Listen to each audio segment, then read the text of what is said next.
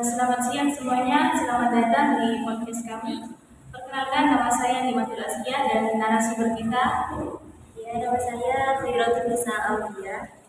Di sini kami berdua akan mendiskusikan tentang sejarah kampus di IAIN Kota Malang ini. Namun sebelum itu, boleh perkenalkan diri dulu Mbak Lisa, asalnya dari mana, terus sekarang itu statusnya di mana? Oke, bismillahirrahmanirrahim. Perkenalkan, nama saya Khairotul Nisa Aulia. Biasanya teman-teman itu panggil Nisa dan Aulia. Dan Aulia. Tapi bukan Lisa saja. Sebarannya lah, sedikit.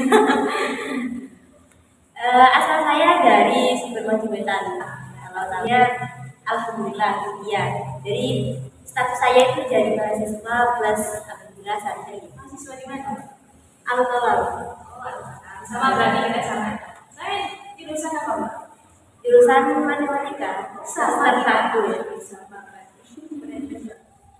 Terus saya mondok pesantren Raudatul Ulum 2 Kutorejo Bondaliti Malang. Kalau berangkat dari pondok itu naik apa? Dari sandal. Iya, ya.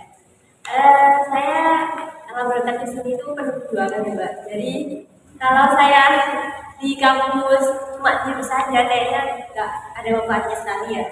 Jadi saya itu dari pondok itu berjalan ke jembatan cari angkot len, kalau bahasa santri itu len. Selanjutnya masuk pembahasan ya, yaitu pembahasan tentang sejarah perjalanan kampus kita ini, yaitu kampus IAIN Kota. Yang pertama, coba jelaskan bagaimana sejarah perjalanan kampus IAIN Kota ini sampai sekarang menjadi universitas. Jadi mengenai sejarah universitas ya, kan sekarang lagi tren-trennya universitas daerah. Jadi historis unik atau Universitas Islam Al-Qalam. Jadi Al-Qalam itu mempunyai 3 fase. Yang pertama itu fase perintis, muncul ini. Fase perintis, yang kedua fase pertumbuhan, dan yang ketiga itu fase perkembangan. Jadi yang pertama fase perintis itu mulai dari tahun 1985 sampai 1997. Itu.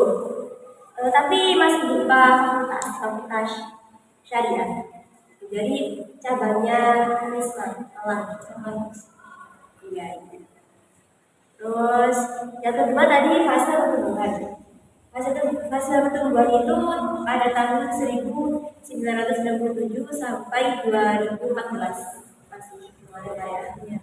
2014 itu awalnya yang berupa fakultas syariah jadi berganti nama menjadi STAI Al-Qalam. Ya, sekolah tinggi. Kan semuanya kan harus berproses ya. Terus yang ketiga itu fase perkembangan. Itu pada tahun 2014 sampai sekarang. Berarti kan sekarang sudah kita merintis untuk menjadi universitas. Pada fase perkembangan itu awalnya yang STAI Al-Qalam, Sekolah Tinggi Agama Islam Al-Qalam, itu menjadi berganti nama menjadi IAIN Al-Qalam, yaitu Institut Agama Islam Al-Qalam, dan mulai merumuskan paradigma keilmuan. Paradigma sudah tahu ya, cara pandang. Cara pandang, cara berpikir dan memahami kompleksitas dunia nyata. Atau biasanya pandangan dunia, pandangan kita.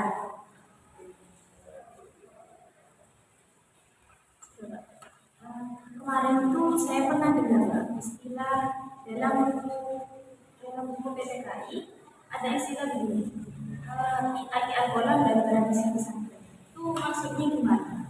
Relasinya, hubungan, hubungannya antara kampus dengan tradisi pesantren. Jadi gini kan, Alkohol itu punya jargon sendiri. Pas dulu saya PKBP ya, kita aspek ya kita lah ya kan, kita aspek ya. Itu ada jargon ini. Iya iya malah kuliah saat ngajinya gitu ya. Saya kepo ya, kok gitu. Ternyata ketika diselidik lagi, ternyata alkohol itu berbasis pesantren kuliah saat ngaji. Jadi di kampus kita ini bukan kampus yang edil-edil ya kayak kampus ya pokoknya masuk gitu enggak, karena apa alkohol ini tidak mempelajari ilmu agama saja, akan tapi ilmu umum juga. Kayak contohnya kita lah, kita ini bahasa jurusan matematika kan, itu matematika kan ilmu umum kan. Sedangkan kuliah kita kan kampus kita ini berbasis pesantren. Kalau orang di luar sana itu pasti menganggapnya itu apalagi ini kayak nggak tafsir gitu. Padahal enggak. Jadi menyeluruh agamanya dapat, punya dapat gitu. Jadi tradisi di kampus kita itu berbasis pesantren. Kenapa? Karena pendiri kita itu berkomunitas pesantren. Karena pendiri alkohol itu kiai, ya beberapa kiai dan juga rektor Unisma, juga juga. Kalau boleh tahu nama pendirinya siapa? Kiai Yahya Syafii itu pendiri pondok pesantren R1 Banjar. Terus kenapa kampus kita ini, yaitu kampus Al-Quran ini tidak bisa lepas dari kata pengabdian? Dari dulu kampus kita kan berbasis pesantren. Nah, pesantren sendiri ini kan bermakna cukup luas ya. Pesantren itu tempat orang mencari berkah ya. Kalau kita mondok leye-leye saja, itu kayak apa? Tidak ada hasilnya, Tidak ada manfaatnya. Karena sebenarnya tujuan mondok itu tujuan pesantren ya. Tujuan mondok itu untuk kita bekal nanti pas di kehidupan luar. Ketika kita di mondok itu mengabdi, kayak manut sama omongan guru, ikuti daulat guru, insya Allah pasti dijamin nanti sukses. Baik, jalan ke depannya itu ya, lancar. juga mengabdi pada pondok. Kayak bukan hamba ya, mengabdi itu ya. Mengabdi itu kayak melakukan sesuatu yang mengikuti enggak sih, melakukan sesuatu yang kayak yang orang luar itu tidak melakukan. Misalnya kayaknya aneh kalau melakukannya sesuatu itu. Maksudnya mencari ketirakatan itu. Jadi alkohol itu tidak lepas dari kata pesantren atau tradisi pesantren.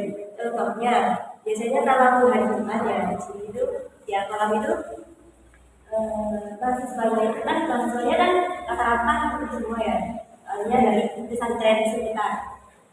Jadi rata-rata itu santri semua. Jadi ini yang dari luar. Jadi meskipun orang luar kuliah ke sini, maksudnya bukan basic santri ya, nggak untuk ya.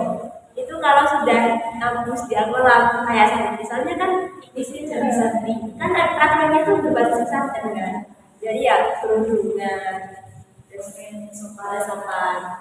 Kalau yang laki-laki itu kalau hari Jumat itu wajib pakai sarung. Kalau hari biasa ya pakai celana Yang sempat. ya. Terus kalau boleh tahu organisasi di kampus kita ini yang sangat wajar ada. Jadi organisasi di kampus Ampel ini ada 3. Tapi kan ada yang di dalam, ada yang di luar kan. Yang saya ketahui yang di luar itu ada 3. Yang pertama HMI, mungkin di Ampel ini masih minim ya, Himpunan Mahasiswa Islam. Himpunan Mahasiswa Islam. Yang kedua itu PMI. Itu insya Allah apa ya? Pergerakan Mahasiswa Islam Indonesia. Yang ketiga ini gerakan mahasiswa Indonesia kayak ya. Agak kurang tahu ya saya. Karena saya juga dari Pondok. Kalau sama sendiri itu masuk ke organisasi siapa? Kebetulan saya masuk organisasi HMI meskipun di sini minim ya. Kalau dipresentkan itu paling ya 10%-nya. Soalnya kan kita 100% ya. Ini 10% ini anak ini, kalau yang lainnya itu banyaknya tentang saya. Jadi alkohol itu tujuan biasanya kan itu ada pelajaran agama. Kalau masuk saksi itu semua prodi itu wajib ada mata pelajaran wajib. Kayak semua masuk Islam, aswaja, apa saja syariah. Meskipun itu prodi MTK. Jadi kalau prodi MTK kan MTK itu enggak harus MTK semua gitu. Ya enggak. Jadi campur. Ya. Itu saja kalau saya prodi MTK itu yang MTK asli dulu itu cuma 1. Dalam seminggu. Iya, dalam seminggu. Berarti matkul lainnya itu kebanyakan Iya, agama, filsafat. Ya ini filsafat. Terus biasanya tuh jadi gini Mbak, pengabdian ya PTKI, pengabdian transformatif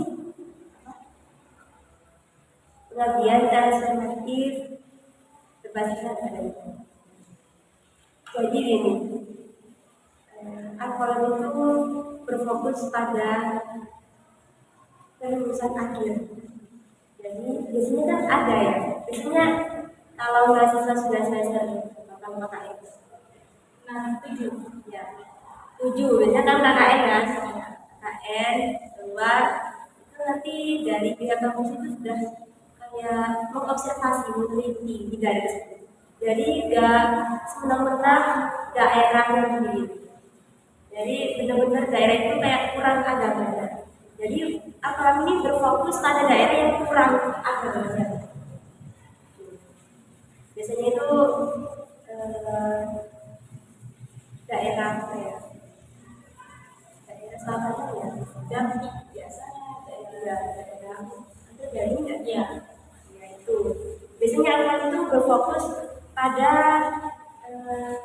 agama. Kegiatan keagamaan. Biasanya mahasiswa KKN itu ditaruh ke situ. Biasanya pendidikan kayak dari ibadah, kayak kegiatan keagamaannya. Ternyata kurang. Jadi berfokus pada itu. Baik, mungkin cukup sekian dari pembahasan kita kali ini, Pak. Semoga bermanfaat bagi kalian semua. Kurang lebihnya mohon maaf. Akhirnya, wassalamualaikum warahmatullahi wabarakatuh. Dadah.